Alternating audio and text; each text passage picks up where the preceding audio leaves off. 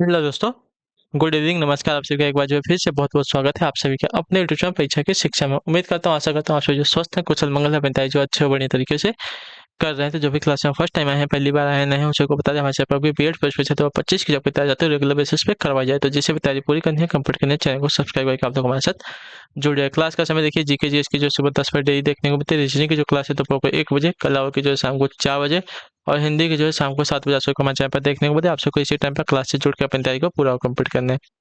Description में Instagram Telegram का link मिलेगा, तो इंस्टाग्राम पे फॉलो करेंगे और टेलीग्राम से को ज्वाइन करेंगे। टेलीग्राम से पर डेली बेसिस पे क्लास का अपडेट और आपका एग्जाम का अपडेट मिल जाएगा। ठीक है, क्लियर है? तो चलिए क्लास स्टार्ट करें। ये स्टार्ट करने से पहले सभी से रिक्वेस्ट है, जिसने अभी तक क्लास को लाइक नहीं किया लाइक करेंगे, शेयर करेंगे, शेयर नहीं किया तो शेयर करेंगे, जिसने अभी तक चैनल को सब्सक्राइब नहीं किया वो लोग जो चैनल को सब्सक्राइब करेंगे। चलिए क्वेश्चन पे आएंगे। पहला क्वेश्चन आपके सामने दिया गया, निम्नलिखित में से कौन सी नगदी फसल नहीं है? ठीक है, कौन सी आपकी इस चारों में से नगदी फसल नहीं है? कपास, जूट, चाय, आलू। तो चाय आपकी जो है नगदी फसल नहीं है। ठीक है, नकदी फसल उन फसलों को कहा जाता है जिन्हें उत्पादन के पश्चात प्रत्यक्ष रूप से बाजार में बेचा जा सके। ठीक है, कपास, जूट एवं आलू को जो है प्रत्यक्ष रूप से बाजार में बेचा जा सकता है, जबकि चाय को जो है परिमार्जित करने के पश्चात जो है बाजार में बेचा जाता है। ठीक है, अगला क्वेश्चन आपका साथियों 52 नंबर। नियाग्रा जलप्रपात किस देश में है? तो नियाग्रा जलप्रपात आपका जो है उपरोक्त में से किसी में नहीं है। ठीक है, ऑप्शन नंबर जो डी दिएगा आपका राइट आंसर है। नियाग्रा जलप्रपात जो है संयुक्त राज्य अमेरिका के बेलेंडन नगर पर स्थित है। ठीक है, बेलेंडन नहर पर, संयुक्त राज्य अमेरिका में। ठीक है, अगले क्वेश्चन की तरफ बढ़ेंगे। 53 नंबर बताइएगा आंसर को। वायुमंडल में पाए जाने वाले धूल कणों को आर्द्रता ग्राही कण कहते हैं, क्योंकि बताइए वायुमंडल में पाए जाने वाले धूल कणों को जो है आर्द्रता ग्राही कण क्यों कहते हैं?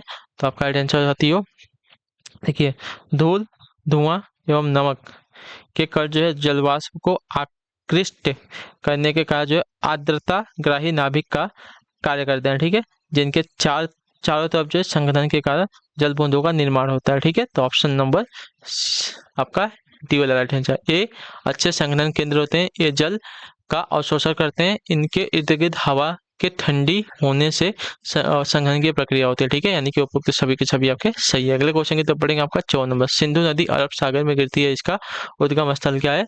तो इसका उसका उद्गम स्थल कैलाश हिमानी है। ठीक है, ऑप्शन नंबर जो सी दिएगा आपका राइट आंसर। सिंधु नदी लद्दाख श्रेणी के उत्तरी भाग में कैलाश चोटी के दूसरी ओर 5,000 मीटर की ऊंचाई से निकलती है। ठीक है, अगले क्वेश्चन की तरफ बढ़ेंगे आपका 55 नंबर बताइएगा आंसर का। मिस्र की नील नदी विश्व की सबसे कैसी नदी है? चौड़ी नदी है, लंबी नदी है, गहरी नदी है, छोटी नदी है? तो ये जो है सबसे लंबी नदी है। ठीक है, ऑप्शन नंबर जो बी दिएगा आपका आंसर। नील नदी विश्व की सबसे लंबी नदी है। ठीक है, 6,690 किलोमीटर लंबी नदी है, और इसके पश्चात आपकी अमेजोन नदी आती है। ठीक है, अगले क्वेश्चन की तरफ बढ़ेंगे। 56 नंबर बताइएगा आंसर। समुद्र का स्थल की ओर बढ़ना कौन सा संचरण है? बताइए, समुद्र का स्थल की ओर बढ़ना कौन सा संचरण है? तो आपका है साथियों ऋणात्मक संचरण, ऑप्शन नंबर बी आपका आंसर। समुद्र तल एवं 45 डिग्री अक्षांश पर जो है वायु दाब 76 सेंटीमीटर पारा या 1,013.25 मिली बार होता है। ठीक है, ऊंचाई बढ़ने के साथ साथ वायु दाब कम होता है।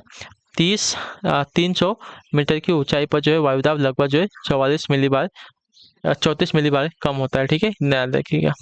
तो ऋणात्मक होता है, समुद्र स्थल की ओर बढ़ना ऋणात्मक संचरण होता है। ठीक है, ऋणात्मक संचरण होता है, इतना याद रखिएगा। अगले क्वेश्चन की तब बढ़ेगा आपका 57 नंबर। समुद्र तल पर सामान्य वायुमंडलीय दाब कितना होता है? मैंने अभी आपको बताया था, 1,013.25 मिली बार, ऑप्शन नंबर आपका, सॉरी 1 मिनट देखिए, हाँ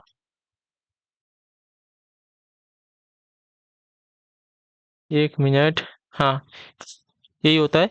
और इसका हो जाएगा साथियों, देखिए ये गलत हो जाएगा। ठीक है, ये हो जाएगा साथियों आपका निर्माण धनात्मक संचरण होता है। ठीक है, ऑप्शन नंबर ए राइट है। समुद्र का स्थल की ओर बढ़ना जो है निर्माण धनात्मक संचरण होता है, तो ऑप्शन नंबर ए राइट हो जाएगा। ठीक है, ए वाला नहीं होगा। चलिए, और समुद्र तल पर सामान्य वायुमंडलीय दाब कितना होता है?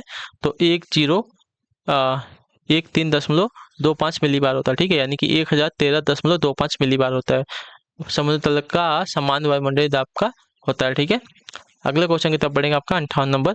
दो समानांतर भ्रंशों के बीच धंसे हुए भाग को क्या कहते हैं?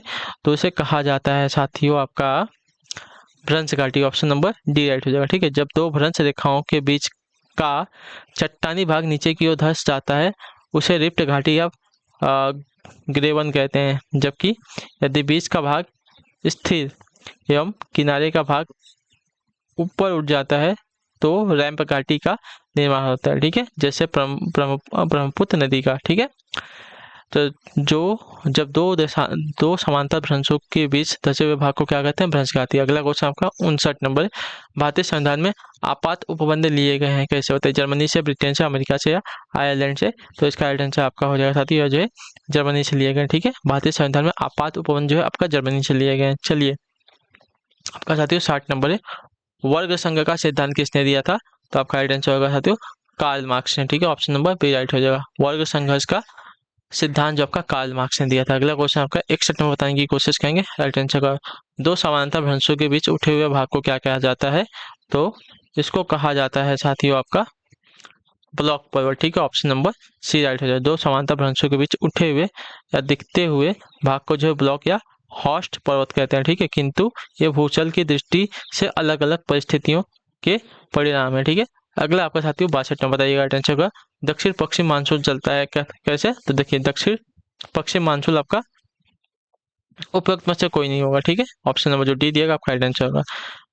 क्लियर सभी को? भारत में दक्षिण पश्चिम मानसून जो है 5 जून को केरल में मानसून विस्फोट के साथ प्रारंभ होता है। ठीक है, एवं 30 अक्टूबर को जो है भारत में केरल राज्य को भी छोड़ देता है। ठीक है, केरल राज्य में सर्वाधिक 5 महीने दक्षिण पूर्व मानसून द्वारा वर्षा होती है। भारत में कुल वर्षा का जो है 74% भाग दक्षिण पश्चिम मानसून द्वारा होता है। ठीक है, अतः जो है विकल्प डी आपका यहाँ पे राइट आंसर होगा। ठीक, क्लियर सभी को? चलिए जून से स्टार्ट होता है अक्टूबर तक। ठीक है, इतना याद रखिएगा। अगले क्वेश्चन की तरफ बढ़ेंगे, ध्यान से देखेंगे। आपका 63 नंबर। जब जहाज अंतर्राष्ट्रीय तिथि रेखा को पश्चिम से पूर्व पार करता है तो उसकी तारीख क्या होती है? बताइए। तो उसकी तारीख जो एक दिन बढ़ जाती है। ठीक है, ऑप्शन नंबर जो ए दिया गया आपका राइट आंसर। अंतर्राष्ट्रीय तिथि रेखा के पश्चिम से पूर्व यानी कि एशिया से अमेरिका जाते समय एक दिन आपका घटा लिया जाता है। एक मिनट, पश्चिम से पूरब यानी कि एशिया से अमेरिका जाते समय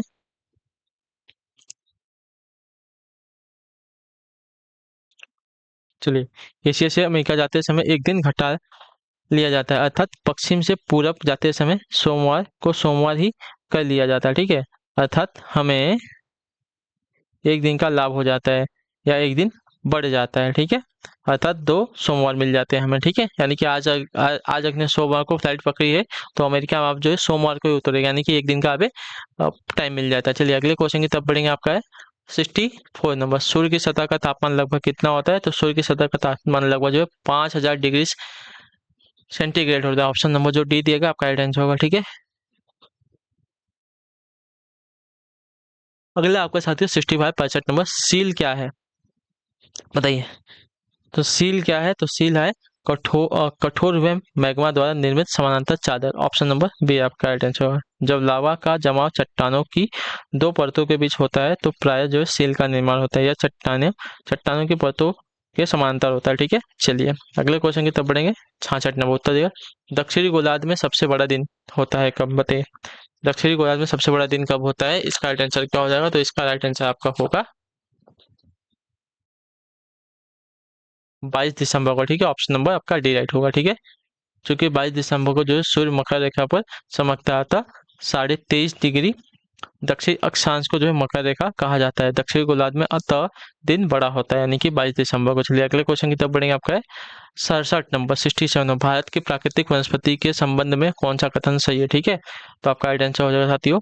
ये देखिए, अधिक वर्षा वाले क्षेत्र में संघन उष्णकटिबंधीय वन पाए जाते हैं। सही बात है। औसत वर्षा वाले क्षेत्रों में मानसूनी वन भी पाए जाते हैं, ये भी सही है। निम्न वर्षा वाले क्षेत्र में शीतोष्ण घास के मैदान पाए जाते हैं, यानी कि उपयुक्त सभी के सभी आपके राइट हो जाएंगे। ठीक है, चलिए अगले क्वेश्चन की तरफ बढ़ेंगे। आपका ध्यान से देखेंगे। 68 नंबर। निम्नलिखित देश और राजधानी में कौन सा युग्म गलत है? ठीक है, चेकोस्लोवाकिया का आपका प्राग दिया गया सही है। ठीक है, डेनमार्क का आपका कोपेन हेगन दिया गया। इथोपिया का आपका सुवा नहीं है। ठीक है, सुवा जो है फिजी की राजधानी है। ठीक है, ये आपका गलत हो जाएगा। ठीक है, दक्षिण कोरिया की भी सियोल है। ठीक है, चलिए अगले क्वेश्चन की तरफ बढ़ेंगे। 69 है, उत्तर दीजिएगा राइट आंसर का। कैप्सियन सागर या झील अवस्थित है कहाँ पर? तो ये आपका अवस्थित है साथियों कुछ यूरोपीय और एशिया में, ठीक है। ऑप्शन नंबर डी जो दिएगा आपका कैप्सियन सागर एशिया के कजाकिस्तान, तुर्कमेनिस्तान एवं ईरान तथा यूरोप के अजरबैजान एवं रूस में लगा हुआ है, ठीक है। या जो है एशिया एवं पूर्व दोनों में स्थित है। अगले क्वेश्चन की तरफ बढ़ेंगे। आपका 70 नंबर बताइएगा राइट आंसर का। निम्न में से कौन सा जोड़ा आपका गलत है, ठीक है। जोड़ा कौन सा गलत है ना, तो आइसो हाइट का आपका वर्षा सही दिया गया, आइसो बार्स का आपका दबाव दिया गया सही है, आइसो थर्मस का आपका तापमान दिया गया भी सही है, लेकिन आइसो होल्स का आर्द्रता आपका गलत दिया गया, ठीक है। ऑप्शन नंबर जो डी दिएगा आपका आइसो हेल्स लाइन सूर्य के समान प्रकाश वाले स्थानों को मिलाने वाली रेखा होती है, ठीक है। बाकी सभी आपके सुमेलित सही है, ठीक है। आइसोल किसको कहते हैं, तो सूर्य के समान प्रकाश वाले स्थानों को मिलाने वाली रेखा को कहते हैं, आर्द्रता को नहीं कहते हैं, ठीक है। अगला आपका 71 नंबर बताइएगा राइट आंसर हो जाएगा। निम्नलिखित में से कौन रिफ्ट घाटी में स्थित नदी है? चंबल, लूनी, तापी या सोन? तो आपका राइट आंसर यहाँ पे हो जाएगा साथियों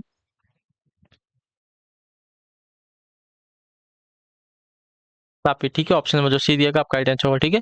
तापी जो है रिफ्ट घाटी में स्थित आपकी नदी है। अगले क्वेश्चन की तरफ बढ़ेंगे। आपका है 72 नंबर। सूची 1 को सूची 2 से मिलाकर सूची सुमेलित कीजिए तथा सूचियों के नीचे दिए गए कूट का प्रयोग कर सही उत्तर चुनिए, ठीक है। सूची 1 है, सूची 2 है, स्थल रूप है और प्रक्रिया है, ठीक है। स्थल रूप और प्रक्रिया देंगे तो क्या है, प्राकृतिक तटबंध। प्राकृतिक तटबंध जो है नदी की प्रक्रिया होती है, ठीक है। एस्कर एस्कर जो है आपकी हिमनदीय प्रक्रिया होती है, ठीक है। पैलजे पैलजे आपकी कास्ट की प्रक्रिया होती है और बरखान आपकी बातोड़ की प्रक्रिया होती है, ठीक है। क्लियर को तीसरा, चौथा, दूसरा, पहला, ठीक है। चलिए अगला आपका 73 नंबर बताइएगा आंसर को। निम्नलिखित कथनों पर विचार कीजिए, ठीक है। टॉलेमी द्वारा किए गए कार्य के आधार पर कोलंबस ने अनुमान लगाया कि एशिया अनिवार्यतः यूरोप के पश्चिम में अति निकट होगा, ठीक है। स्टेबस ने स्टेब्रो ने इथोपियो में भारी वर्षा को कारण बताते हुए नाइली में बाढ़ की सही व्याख्या की। उपरोक्त कथनों में से कौन सा सही है, ठीक है। तो आपका सही हो जाएगा साथियों ऑप्शन नंबर बी, केवल दूसरा आपका राइट आंसर होगा, ठीक है। यूरोप से भारत व चीन को अति दूर पूरब की ओर माना जाता था, इसलिए पश्चिम की ओर से निश्चित ही उनकी दूरी अपेक्षाकृत कम होती। कोलंबस के मन में यह धारणा टॉलमी के मानचित्र तथा सागरे संस्थान में उपलब्ध अन्य मानचित्रों से पैदा होती है, ठीक है। स्ट्रैबो ने बताया कि इथोपियो के ऊपरी भाग के पर्वतों में ग्रीष्म ऋतु में भारी वर्षा के कारण बाढ़ आती है, ठीक है। तो ये वाला आपका दूसरा वाला कथन सही हो जाएगा, ठीक है। चलिए 74 नंबर उत्तर दीजिएगा राइट आंसर। निम्नलिखित में से किसने जो है अंतिम कारणों के उद्देश्यवादी प्रत्यय को अस्वीकार कर इस पर जो है बल दिया कि कालानुसार पूर्ववर्ती क्रम में स्पष्टीकरण ढूंढना आवश्यक है। ऐसा करते हुए उसने लियानुस तथा लेविंतज का विरोध किया, परंतु ह्यूम तथा गोएथ के प्रत्ययों का समर्थन किया तथा उनका वितरण किया।